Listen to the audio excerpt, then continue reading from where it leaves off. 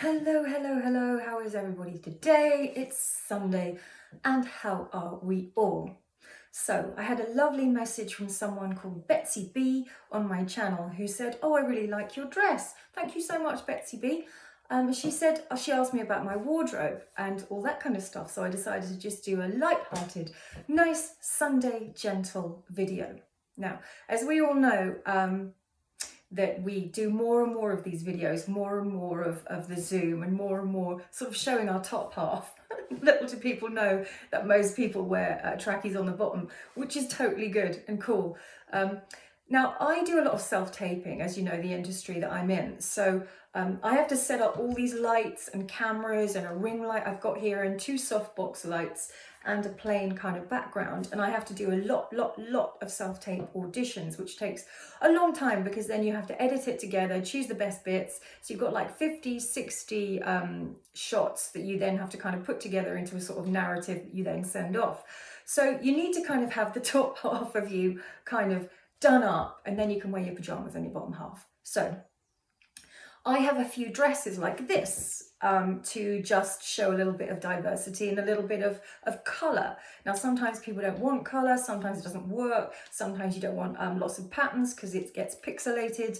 You know, it comes across in different ways when you do either self-tapes or Zooms or you're just chatting to someone. So Betsy B was lovely and she said, "Where did you get the dress and can I know some more about your wardrobe?" Now, I am not the best person to ask, but I find people's wardrobes and people's kitchens really interesting. First thing I do when I go to someone's house is go right through their cupboards, and then you can tell a lot about a person. And I love decluttering wardrobes.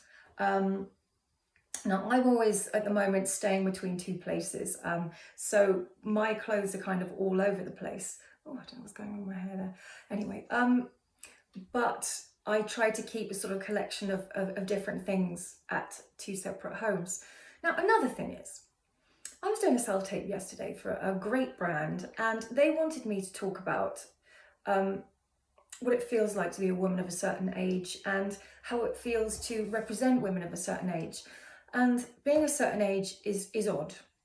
Women don't really talk about it that much to younger women or their daughters, and I kind of feel like I wish more women did, because lots of changes are occurring and your body changes, how you feel changes, your hormones change, and I'm at an age where, you know, things are starting to change and I start to feel different and I start to sort of want to express myself differently. So it was a really interesting topic to talk about.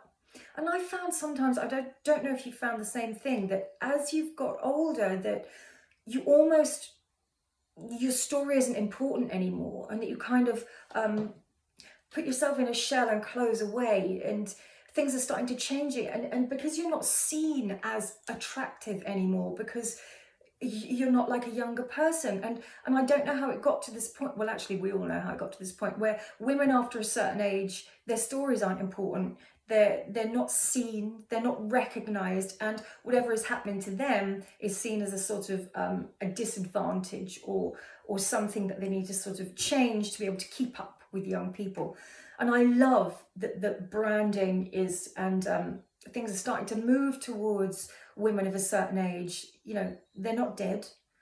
You don't give up being a sexual being. You don't give up having goals, having desires, having needs. You just don't give that. You don't just stop until it stops. And that comes down to, I guess, how you express yourself in your own life as well. And part of that is what you wear. Because of what I do as well, I spend a lot of time in fitness wear, and I love that, because I get changed about 5 times a day because I'm doing a class and then sweating in that, and then I have to change and change again. So for me, I always go for really stupid types of clothing that I can't put with anything else, Betsy B, but I love them. So I'll go for like a sequin jacket that goes with nothing, because I think I'm going out to an event. And I may or may not go out to an event, but I haven't for the last year. So it's just kind of sitting there, but I love it. And I guess it's the Marie Kondo thing, that if something has a purpose or it brings happiness, and that brings happiness to me, I can look at it in my wardrobe and go, yeah, I love that. And the same thing is with this dress, which is very unlike me. It's not like me at all to have this, but this is, Betsy B, a Shein dress. And it was very early Shein, because I'm not sure I quite agree morally with it anymore, but it actually turned out really, really pretty. So I've got a lot of bad ones from Shein, a lot of smock dresses that ended up just like, it's like a parachute. But this ended up all right. So it has these flary sleeve things, which are very pretty if you ever want to pretend to be a snow angel or hide yourself. Which can happen often, or, you know, fan yourself or something like that. It's kind of just above the knee. I'm not going to show you my legs, but it ended up, the size, I think this is an 8, the size ended up being perfect, and I really like it. I really like the style. It looks great on camera, and I feel kind of girly in it because I'm not very girly, but it doesn't go with anything. I wouldn't, you just have to wear this dress and this dress alone. I do not have a wardrobe that functions. I don't have like an organized wardrobe, the things that go with things. I'm just not like that. And at this age, I'm not going to be like that, right? I'm not going to change. So I like the way I do things, and I just pick things that attract my eye. I'm like a magpie. I always go for color and texture. I'll never go for like a plain t-shirt. I'll go with something with embellishment or something like that. And I've got lots of hits, lots of misses, but I would go for lots of vintage as well. I found this, I don't know if you can see this as well. I found this amazing vintage. I do a lot of vintage shopping, and it's incredible because it's this length. I don't know if you can see it. It's a kimono, but it's got this square sort of neckline. These are beautiful sleeves. It's all lined inside with this kind of silk type material, and you can wear it as a mini dress, so it looks really, really cool, or you can wear it with jeans underneath.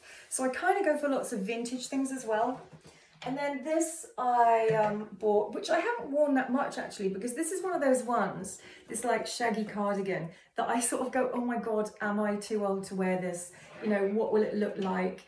But this, instead of a coat, just over anything, really, really works. And it looks cool. Maybe not look cool on camera, but it looks really, really cool when it's on. And you can pretty much wear it with anything. This is a green top, again, embellishment on the shoulders. I like a lot of shoulder embellishment. So this, you know, what's that going to go with? It's not going to go with much, but I love it. And then when I had my press night, I was really struggling. I'm a real last minute Wendy, and I couldn't find anything to wear to a press night about a year and a half ago.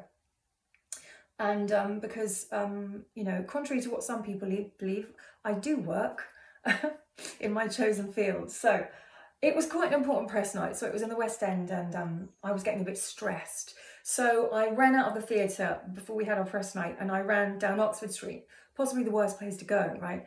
And I went to every shop, and I was bright red, and I was literally crying. And it got to about 2 hours before press night, before I had to warm up. And I was like, oh, yeah. And then the gods smiled, and I found the perfect dress for me. So it ended up like this. It's a long dress buttoned all the way down to the bottom, and it had this big sort of incredible bow at the front. Again, little embellished sleeves, and it looked like nothing, right? This looks like nothing. But when you put it on, I put it on, it fit perfectly. It's got pockets in the side, and I love a bit of pocket action. Beautiful pattern, and it was really reasonably priced. So this I just wear all the time, and you can use this for auditions, or you can use this on a summer day, or anything. It just looks really smart, and it's Alice Temperley actually. It's not something I'd ever go for, but as soon as I put on a pair of heels, that's it. I'm quite little. I'm not little, I'm little in height, as in just normal height, 5'4". So I like to wear heels, you know, in an event like that. Now, there have been some duds. Now, I don't know if you know, but Shein, if you ever order from Shein, these sizes are crazy. And I don't understand what sort of female proportions they're using there, but I ordered this dress the other day, right? The rest of it hasn't come, but I ordered this the other day. And it's not exactly what it looked like in the picture. It's like something from Gilead, right? Under his eye. So it's got this waistline, which is right up underneath the bust. And then this sort of crappy little belt here that pulls you in, and then all your bits come out the top. And that's it. And then it's got this on the bottom. It just is like, it's a tent. It's a tent. That's what it is. It's a tent. So, and then I quite, the collar in the picture looked really cool on the woman, on the model. Because they're a normal person, no. It's just a crappy sort of material. They had this in different colours. It's got balloon sleeves, and it could look cool, but the sizing, I don't know what they were thinking. That's the waist there. It's huge. So, but then what the thing is with Shein is they make it really complicated to send anything back. Oh yes, they do. So it's hit and miss with Shein, guys. I don't like shopping online. I like to go into a place, because I'm at that age as well, where I like to see what it looks like on me, because I'm not curvy. I don't go in and out. I've always wanted to go in and out, but I don't. I go kind of straight up and down, and then at the moment I go like that in the middle.